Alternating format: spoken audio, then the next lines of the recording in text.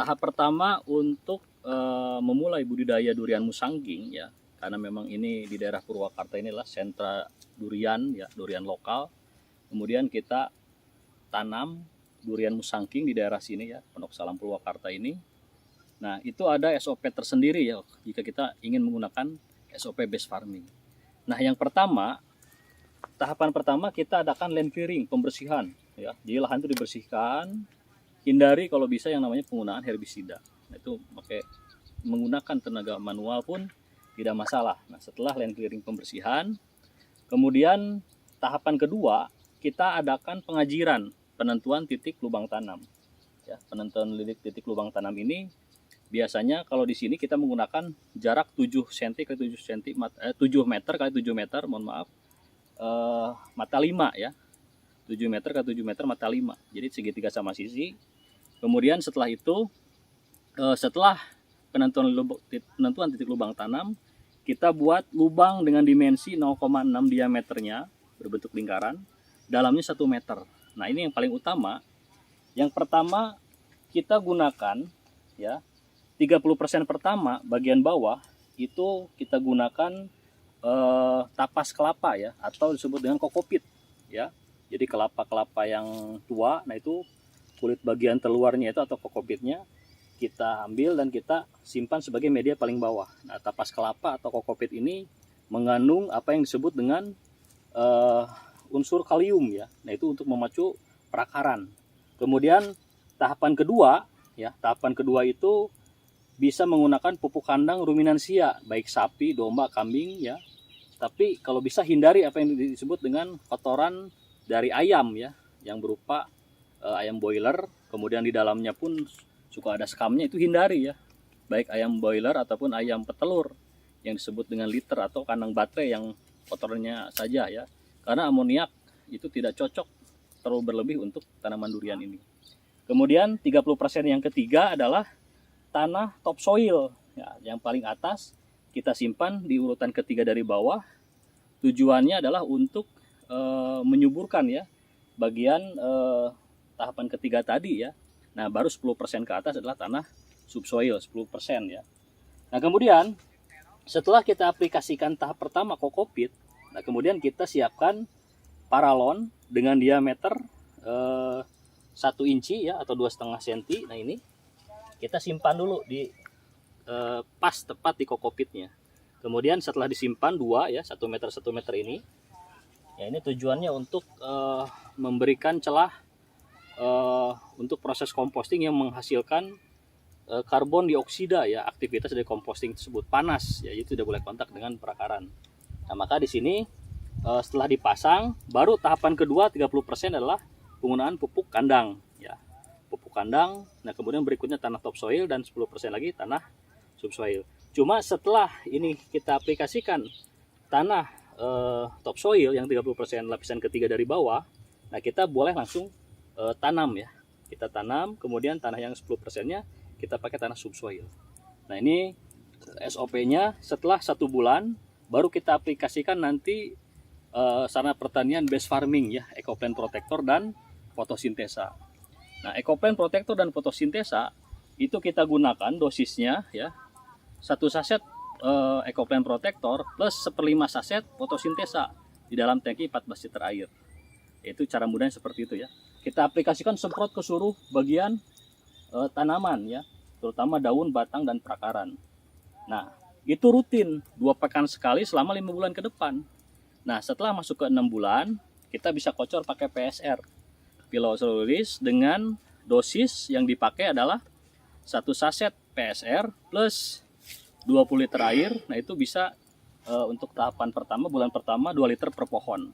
Seiring perjalanan pertamanya umur, nah itu bisa ditingkatkan, tidak masalah karena tidak akan overdosis ya.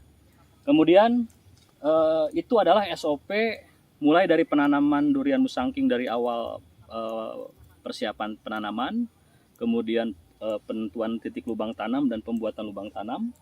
Kemudian ya ini gambarannya ya. Jadi ini adalah durian yang berumur 1,5 tahun setelah penanaman ya. Nah, ini kita tunggu 1,5 lagi, insya Allah berbuah.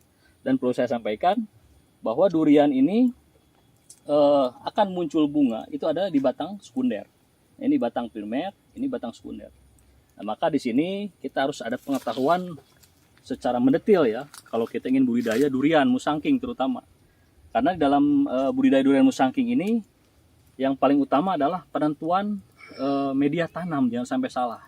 Dan jangan sampai proses composting belum sempurna, kemudian itu akan merusak perakaran. Maka kita rekomendasikan 30% pertama kokopit, 30% kedua adalah kotoran ternak berupa ternak ruminansia, baik sapi, domba, dan kambing. Kemudian 30% yang ketiga itu adalah tanah topsoil, yang 10%-nya tanah subsoil. Nah, setelah ditanam, ya inilah buktinya kita aplikasikan base farming ini ya, 1,5 tahun, alhamdulillah pertumbuhannya cukup bagus ya, bisa dilihat ke pucuk-pucuknya ya. Kemudian untuk pengelihaman dan penyakitnya kita gunakan agen hayati. Kemudian untuk nutrisinya kita pakai fotosintesa. Kemudian di dalamnya nanti kita kocor dengan menggunakan PSR. Nah, PSR ini jika ingin cepat pertumbuhannya kita bisa aplikasikan sebulan sekali ya, selama waktu 1 tahun ke depan. Karena bagaimanapun vegetatif itu sangat menentukan nanti keberhasilan ketika masuk masa generatif di umur ketiga. Nah, kemudian kita cek pH-nya di sini ya. Kita gunakan alat dengan brand Itwin ya, yang kita rekomendasikan. Ini alat pH meter yang kita rekomendasikan untuk mengecek pH-nya. Nah, ini tanaman seperti ini apakah pH-nya sudah ideal untuk pertumbuhan? Nah, kita bisa cek di sini ya. Ini alat pH, kita tancap. Berapa nilai pH-nya? Ya. Ini bisa dilihat nilainya di 6,0 ya. 6,0 ini untuk tanaman pangan, palawija, dan hortikultura. Nah, ini masuk ke komoditas hortikultura ya, buah-buahan perennial crop berbuah tahunan. Nah, ini ideal di 6,0. Jadi untuk tanaman ini di 6,0 sampai 7,5 ya. Ya, 6,0 sampai 7,5. Berarti ini secara pH sudah ideal. Secara nutrisi pun tidak terlalu kekurangan, suburnya cukup ya. Lihat dari warna hijau daun. Nah, selanjutnya kita disiplinkan pengendalian hama dan penyakit ya, lebih cenderung ke preventif. Jangan sampai tanaman sudah terserang baru kita sibuk menggunakan agen hayati, itu pun tidak akan optimal. Maka inilah yang bisa saya review ya. Ketika awal proses penanaman ya, mulai dari tadi land clearing, kemudian pembuatan penentuan titik tanam atau sebut pengajiran, pembuatan lubang tanam, pembuatan media, kemudian penanaman. Nah, ada yang tertinggal. Ketika kita aplikasikan penaburan pupuk kandang, nah itu saran dari kita bisa gunakan EPP 1 saset untuk 2 lubang tanam. Ya, ditabur saja. Ditabur. Nah, kemudian jika mau dikocor dengan fotosintesa pun bisa, atau dikocor dengan eco farming original pun bisa. Yaitu bisa diencerkan. Kalau eco farming original berarti 1 tub ya diencerkan di dalam 170 liter air. Nah, kemudian kita ambil 2 liter per lubang tanam. Kalau fotosintesa 1 saset diencerkan dalam 70 liter air, 2 liter per lubang tanam juga sama. Nah, jadi ini masa pratanam ya, sebelum ditanam itu dikocor dulu, baik itu pakai EcoPlant Protector dan fotosintesa ataupun EcoPlant Protector dengan Eco Farming original. Keduanya sama. Nah, ini alhamdulillah hasil yang sudah kita budidayakan ya. Mudah-mudahan 1,5 tahun ke depan ini bisa berbuah ya, durian musangking yang memang harganya sangat luar biasa ya. Jadi per kilo durian kulit itu bisa 450.000 ya. Jadi kalau misalkan ada durian bobotnya 2,5 kilo, karena memang bobotnya tidak terlalu besar, sudah di atas 1.200.000 per buah yang bobotnya 2,5 kilo. Kemudian ini juga bisa dilihat yang lain. Nah, ini adalah durian-durian yang cukup ideal pertumbuhannya ya, 1,5 tahun masa penanaman tapi cukup ideal ya. Nah, maka kunci keberhasilan dari budidaya durian ini adalah penentuan penggunaan media tanam. Jangan sampai salah. Nah, kita adakan lahan observasi ini tujuannya untuk memperkuat brandingnya base farming, sarana produksi pertanian PT Base ya. Kita ujikan di komoditas tanaman perennial crop berbuah tahunan. Baik, itu saja yang bisa saya sampaikan. Mudah-mudahan ini bisa bermanfaat untuk seluruh mitra PT Base atau siapapun saja. Mudah-mudahan ini bisa memberikan ilmu pencerahan ya, terutama kalau kita ingin menanam durian musangking terutama ya di daerah-daerah yang memang tentunya ada persyaratan tersendiri ya.